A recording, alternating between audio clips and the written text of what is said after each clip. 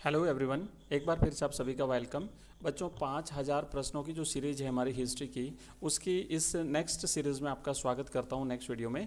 तो आइए देखते हैं आज के हमारे जो प्रश्न हैं तो वो कौन कौन से प्रश्न हमने इसमें शामिल किए हैं। तो पहला प्रश्न है आज का, नेक्स्ट कंटिन्यू करेंगे क्रम के हिसाब से। 16वां प्रश्न है, मीराबाई किसकी पुत्री थी। तो बच्चों, आप सब जानते हैं कि मीराबाई जो है ये मेड़ता के राजा रतन सिंह की पुत्री थी, याद रखना है। और इनका विवाह जो है मेवाड़ में हुआ था। भोजराज इनके पति का नाम था, है ना। भोजराज से इनका विवाह हुआ था। कुछ वर्षों बाद ही भोजराज की मृत्यु हो जाती है और उसके बाद मीराबाई ने कृष्ण को ही अपना पति स्वीकार कर लिया था और इसी तरीके से वो जीवन भर भगवान कृष्ण की भक्ति करती रही थी। नेक्स्ट हमारा 17वां प्रश्न है, हड़प्पा स्थल को किसने नष्ट कर दिया था। तो जो हड़प्पा स्थल है, जिसे सिंधु घाटी सभ्यता स्थल भी अपन कहते हैं, तो हड़प्पा जो स्थल है इसको ईंट चुराने वाले लोगों ने पूरी तरह से नष्ट कर दिया। ईंटें चुरा ली वहाँ से और फिर ये हड़प्पा स्थल जो है वो नष्ट हो गया।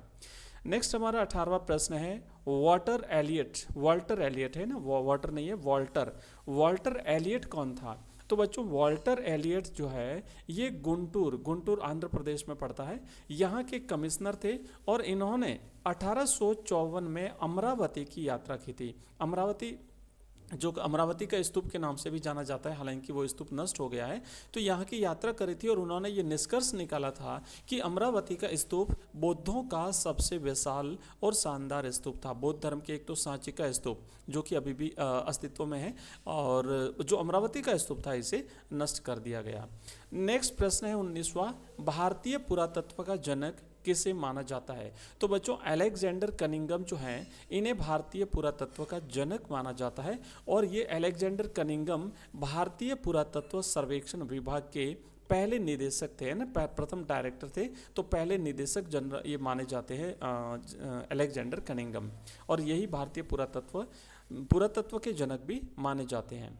नेक्स्ट है हमारा 20वां प्रश्न, आरंभिक संस्कृत परंपरा में महाभारत को किस श्रेणी में रखा गया है। तो बच्चों, महाभारत को पहले इतिहास की श्रेणी में रखा गया है ना। जो संस्कृत परंपरा में अगर इसे बात करें तो इतिहास की श्रेणी में इसे रखा गया था। ध्यान रखना, आप इसे अच्छी तरह से याद रखोगे। प्रश्न जितने भी हमने लिए वो सारे के सारे इंपॉर्टेंट हैं, और इसकी पीडीएफ हमारे व्हाट्सएप ग्रुप और व्हाट्सएप चैनल और टेलीग्राम ग्रुप में मिल जाएगी। और साथ ही साथ हमारे ऐप में आपको इसकी कंप्लीट जो 5000 प्रश्नों की सीरीज है वो वहाँ पर आपको मिल जाएगी। लिंक इस वीडियो के डिस्क्रिप्शन में दिया हुआ है। और इसी तरीके से हम लगातार बोर्ड एग्जाम्स तक और हाफ ईयरली एग्जाम्स में भी आपकी इसी तरीके से तैयारी करवाएंगे। लाइव क्लास रहती है हमारी शाम को 8:30 बजे। अगर आप लोग ज्वाइन करना चाहें तो बिल्कुल कर सकते हैं। लिंक इस वीडियो के डिस्क्रिप्शन में आपको मिल जाएगा, हमारे ऐप का और हमारे जो व्हाट्सएप ग्रुप और टेलीग्राम ग्रुप है उसका। तो आप लोग हमारा व्हाट्सएप ग्रुप ज्वाइन कर लीजिए, जैसे ही क्लास लाइव होगी उस समय आपको नोटिफिकेशन मिल जाएगा।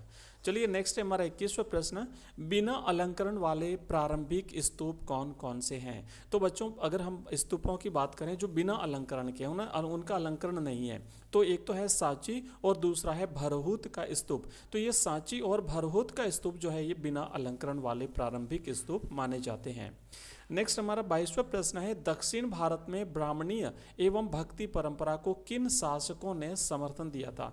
तो दक्षिण भारत के जो चोल शासक हुए हैं इन्होंने ब्राह्मणीय परंपरा को और भक्ति परंपरा को अपना समर्थन दिया था। ये जो चोल शासक थे दक्षिण भारत में, इनके पास में एक विशाल अपनी जो है वो जल सेना भी थी इनके पास में। नेक्स्ट है 23वां प्रश्न, सरिया से क्या आशय है। तो सरिया जो है ये मुसलमान समुदाय को निर्देशित करने वाला जो कानून है उसे सरिया कहा जाता है। और ये जो सरिया है ये कुरान शरीफ और हदीस पर आधारित है। नेक्स्ट है हमारा 24वां प्रश्न, देवी की आराधना पद्धति को किस नाम से जाना जाता है। तो देवी की आराधना पद्धति को बच्चों तांत्रिक के नाम से जाना जाता है, तांत्रिक। ओके। नेक्स्ट है 25वां प्रश्न है, आईने अकबरी में कुल कितने भाग हैं। तो बच्चों, आईने अकबरी में कुल 5 भाग हैं।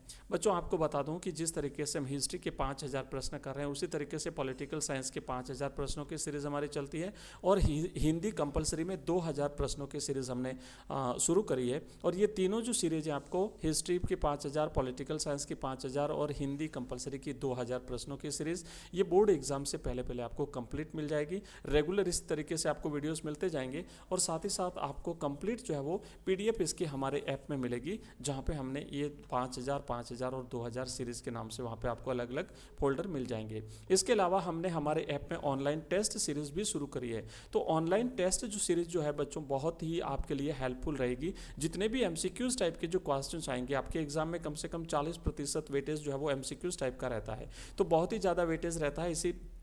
इसी के साथ साथ जो आपके लघुतरात्मक और जो अति लघुतरात्मक प्रश्न, रिक्त स्थान वाले जो प्रश्न होते हैं, उन सबको भी कवर करता है आपका MCQs टाइप के क्वेश्चंस। तो आप लोग अगर टेस्ट सीरीज ज्वाइन करना चाहते हैं तो इस वीडियो के डिस्क्रिप्शन में हमारे उस टेस्ट सीरीज का लिंक दिया हुआ है या फिर ऐप का लिंक दिया हुआ है। आप या तो ऐप डाउनलोड कर लीजिए, वहाँ पर आपको टेस्ट सीरीज मिल जाएगी, या फिर आप दिए हुए लिंक पर क्लिक करेंगे तो वहाँ से डायरेक्ट आपको टेस्ट सीरीज मिल जाएगी। अदरवाइज आप हमारा टेलीग्राम चैनल, व्हाट्सएप ग्रुप और व्हाट्सएप चैनल ज्वाइन कर लीजिए, वहाँ पर भी आपको हमारे टेस्ट सीरीज की लिंक मिल जाएगी। टेस्ट सीरीज हमने सभी सब्जेक्ट्स की लॉन्च करी है बच्चों। हिंदी कंपलसरी, हिंदी साहित्य, हिस्ट्री, पॉलिटिकल साइंस, ज्योग्राफी, ये सारे सब्जेक्ट की टेस्ट सीरीज आपको मिल जाएगी। हम आपके लिए मॉडल पेपर्स भी लाए हैं, तो हमने इन सभी सब्जेक्ट्स के मॉडल पेपर्स भी बना दिए हैं। वो मॉडल पेपर्स भी आपको ओनली 29 रुपीज़ में हमारे ऐप में मिल जाएंगे। मार्केट से बहुत कम रेट में हम आपको 10-10 मॉडल पेपर्स अवेलेबल करवा रहे हैं। तो ये सारी चीज़ें आपको हमारे ऐप में मिल जाएगी। लिंक ऐप का इस वीडियो के डिस्क्रिप्शन में दिया हुआ है, एक बार जरूर आप डाउनलोड करिएगा, वहाँ पर एग्जाम से रिलेटेड सारी चीज़ें आपको मिल जाएगी।